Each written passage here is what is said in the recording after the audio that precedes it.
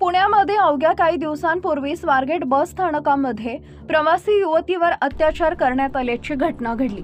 असं असताना राज्यभरातून रोष व्यक्त करण्यात आला।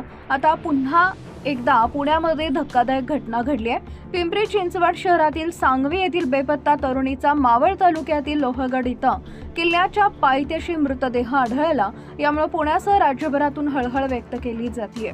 पुण्यातील सांगवीमध्ये राहणाऱ्या तरुणीचा मृतदेह मावळमध्ये आढळल्यामुळे सर्वांनी हळहळ व्यक्त केली आहे। काल गुरुवार दिनांक 20 रोजी शिवदुर्ग रेस्क्यू टीमच्या सदस्यांनी तरुणीचा मृतदेह घेरेवाडीकडील बाजूला असलेल्या झाडाझुडपातून बाहेर काढला। मानसी प्रशांत गोविंद पुरकर वय वर्ष 21 राहणार सांगवी असा मृतदेह आढळलेल्या तरुणीचे नाव आहे।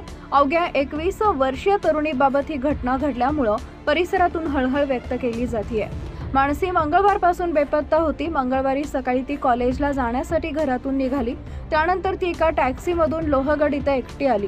टॅक्सीतून उतरून लोहगडावर जाताना तिकीट काउंटरवरील सीसीटीव्ही कॅमेऱ्यात दिसत आहे। मानसी बेपत्ता झाल्यानंतर पोलिसांनी तांत्रिक विश्लेषणाच्या आधारे तिचा शोध घेतला।